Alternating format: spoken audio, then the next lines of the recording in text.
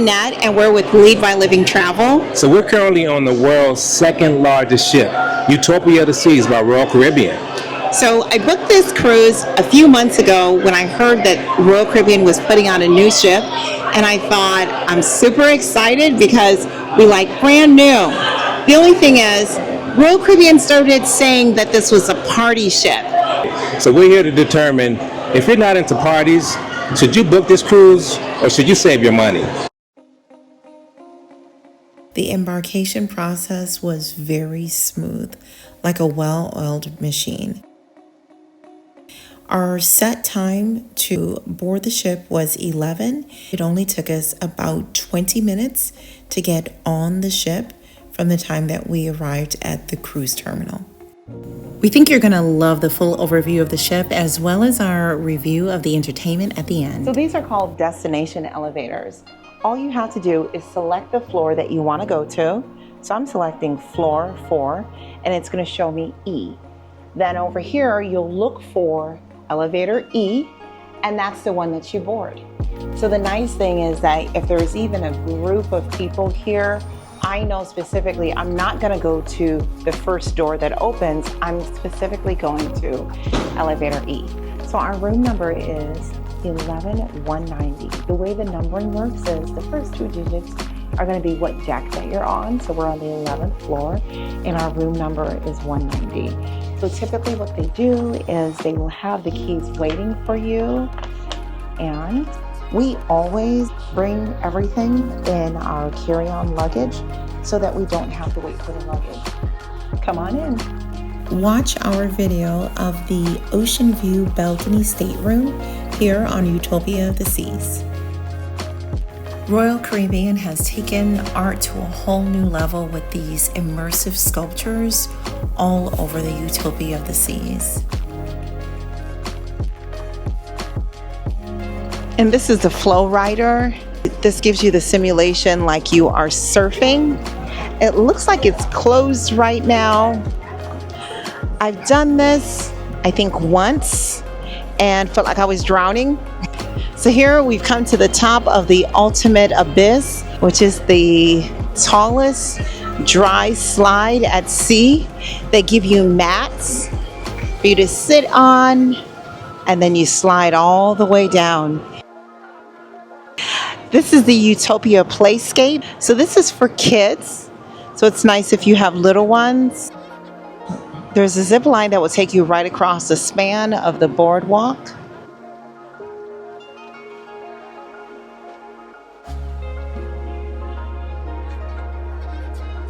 This is the basketball court here on the ship.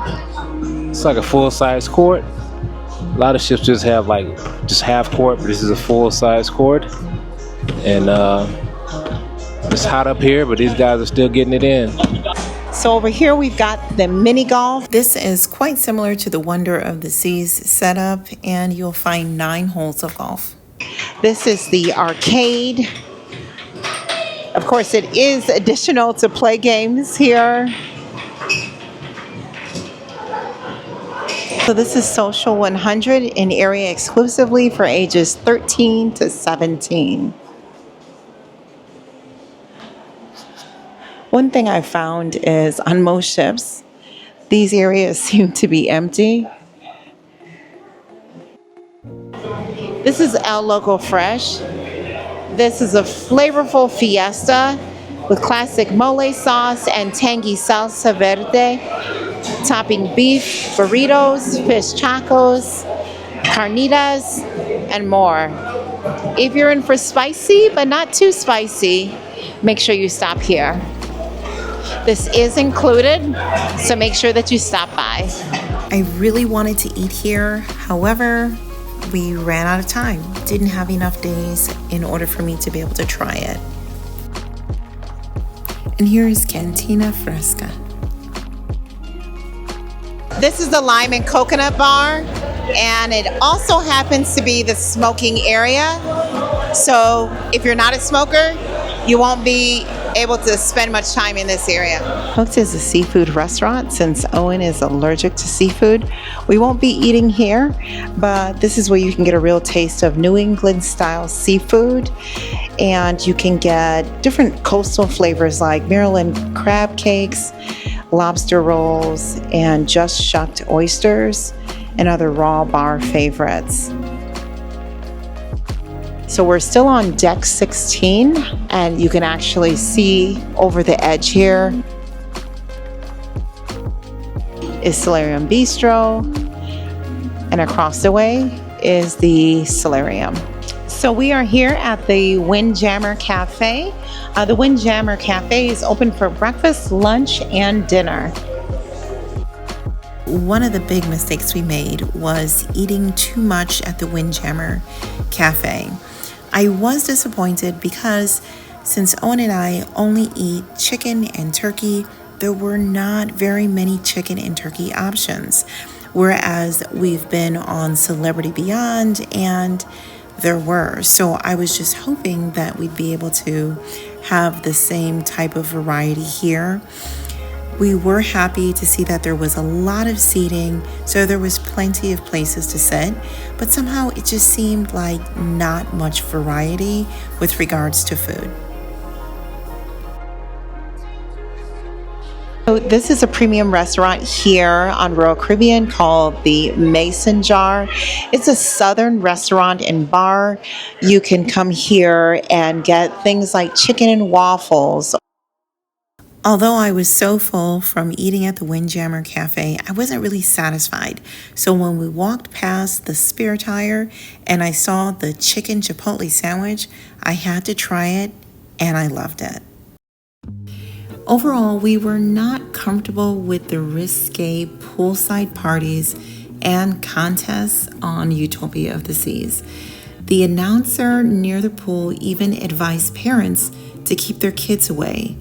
This is just my opinion, but I found the overall vibe lacked sophistication and resembled a frat party.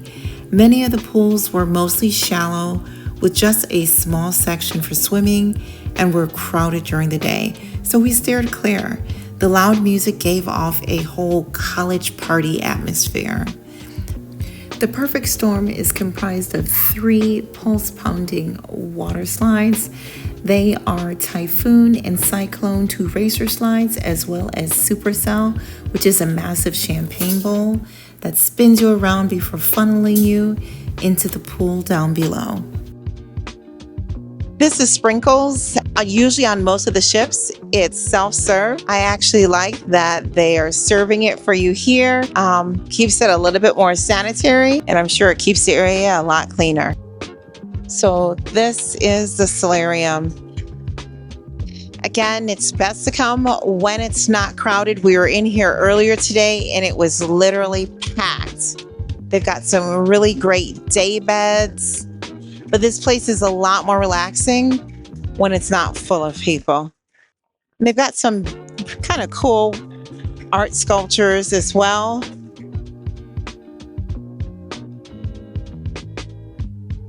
This is definitely a nice spot to come to.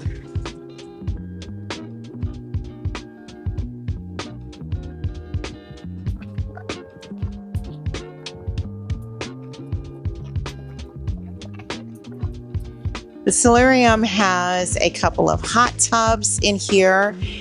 These are absolutely gorgeous because you can be able to see the ocean and they're so relaxing. Connected to the Cirium is the Cirium Beastro. It is complimentary. It offers contemporary California Mediterranean food. It emphasizes spa cuisine and organic food, and it's open for casual breakfast and lunch. Though we did want to eat at the Cirium Beastro, we didn't have an opportunity to because we only had 3 nights, and you can only eat so many meals in a 24-hour time period. Typically, Central Park is a quiet, serene area that will remind you of Central Park in New York City, but on Utopia of the Seas, it clearly isn't. You can hear the music playing from the pool area where they're having dance contests and things like that. So it kind of takes away because it doesn't have the beautiful, classy vibe that it used to have. So this is 150 Central Park. Elevated classic entrees and a range of desserts. Chops Grill is right here off of Central Park and by reservation only. So this is your classic steak restaurant. Beautiful, elegant, and expensive.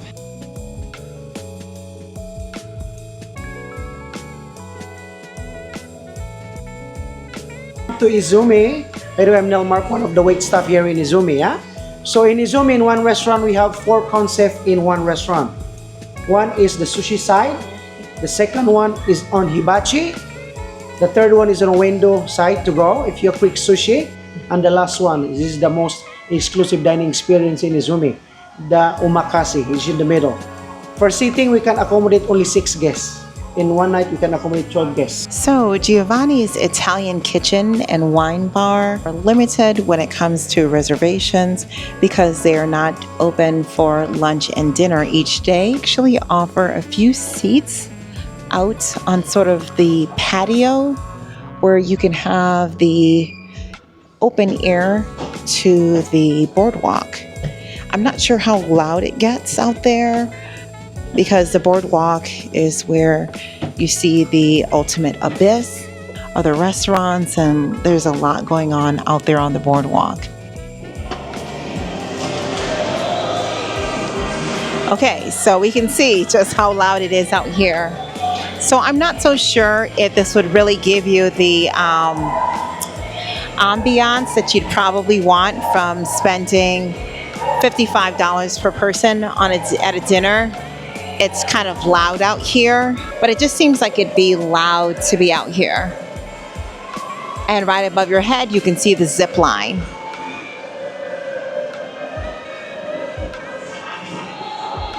I honestly would feel sorry for whoever has these staterooms right along here. Zero privacy. Whoa. Zero privacy. I mean, that's ridiculous. You can hand someone a piece of chicken, you know, right from your table.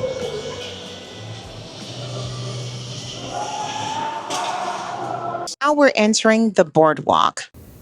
This space is reminiscent of the carnival atmospheres of the beach boardwalks like Coney Island or the Santa Monica Pier.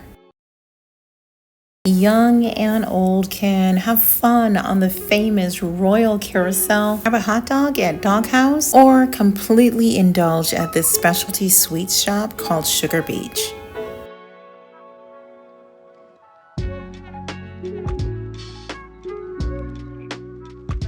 They've got ice cream.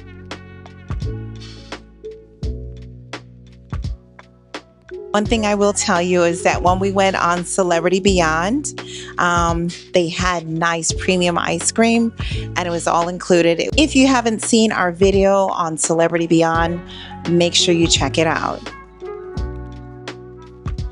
This is Johnny Rockets. It is actually it's a premium restaurant where you actually do have to pay to eat here. The first time that we went to Playmakers was when we were on Wonder the Seas, and we absolutely loved it. They have a great menu, definitely worth it. Come inside.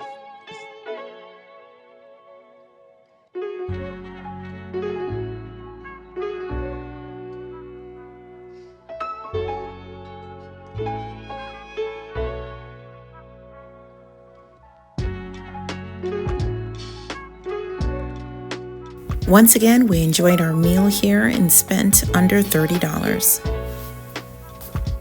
On the forward, that's the front of the ship, is the Vitality at Sea Spa and Fitness Center. So this is where you would come and you'd have services like massages, facials. There's a whole salon where you can get your hair done. You can get pedicures, manicures, but my favorite part is the gym.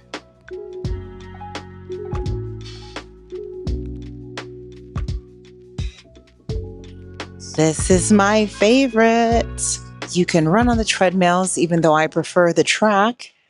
You can work out on these different machines. You got the bikes, the stairs, and you've got weights. We'll sometimes spend 2 hours in the morning working out. But you've got to come early, or you're having to share the gym with a bunch of kids. This is Owen's favorite part. And we've got more treadmills along here. This is one of my favorite things about the Oasis class ships. It is their outdoor jogging track. So it's different than a lot of the jogging tracks that they have on other ships, where you're kind of dodging between the pool deck. It's great because this area is dedicated. There's a walking lane as well as joggers. So they even have a guide that tells you how far it is in order to do a mile. And this goes around the whole perimeter of the ship on this deck. Here's where you can book your shore excursions. It's nice, you just scan your SeaPass card and then you can tap to browse the adventures. Looking for a quick snack any time of day, you can always come to the Cafe Promenade, whether it's for coffee, donuts, or light bite. So this is Sorrento's Pizza. Sorrento stays open till I believe 3 a.m. So if you are hungry really late at night, then you can come here for some so-so pizza. So when I was on Celebrity Beyond, I kept raving about the pizza that they had there. So we're on Utopia of the Seas, and I'm going to try the pizza from Sorrento's, but I got really spoiled on Celebrity. So let's see how this is. One word. Tombstone. This laid-back lounge is called the Pesky Parrot. It's got this whole Caribbean feel to it. Now, I didn't order anything, but if I did, I would try the Virgin Strawberry Daiquiri, if they have one. Over here, you'll find boleros where there's dancing and live music. And right across from it is Starbucks. Of course, that comes at a premium. If you like being on center stage, you may enjoy Spotlight Karaoke. Hopefully you haven't forgotten anything, but if you have, you can always come to the shop right here. Some cool Utopia of the Seas shirts and paraphernalia. This is the Royal Railway. This is brand new. It's an immersive dining experience. So you go through a 5-course journey as the sights and sounds and flavors of the wild, wild west unfold all around you. There are actors and they perform for you as you ride the Royal Railway. There are only a few seats available, so good luck getting in. Now, you really are taking a chance with Utopia of the Seas because it is such a short cruise, because you don't know with all of the dining venues where it's worthwhile to eat and where it isn't, because there are so many different options. So we enjoyed some places and some places we didn't. So overall, we weren't too happy with the food on board. Now for the entertainment. We'll start off in Studio B featuring the ice skating show called Utopia. Be sure that you watch our full review of the entertainment on board Utopia of the Seas. There are 3 main shows that you absolutely don't want to miss, and you can pre-reserve your show tickets for this. It's free, but you want to use the app so that you can get a seat. There's the all-in production show, and yes, there are drones in the show, which is amazing. There's the Aqua show called Aqua 82, and I absolutely loved each of these shows. I was blown away. Royal did not disappoint with these shows. So in answer to our question posed at the beginning of this video, we would not book Utopia of the Seas again for a few reasons. First, it was so short. It was really difficult to be able to book the different shows. We were not pleased with the quality of the food. And finally, sometimes it was hard to find spots that were quiet, just so that we can be able to relax and have an enjoyable time. Comment below. We want to hear your thoughts regarding Utopia of the Seas. Overall, you're better off spending your money on a 7-day cruise on Wonder of the Seas.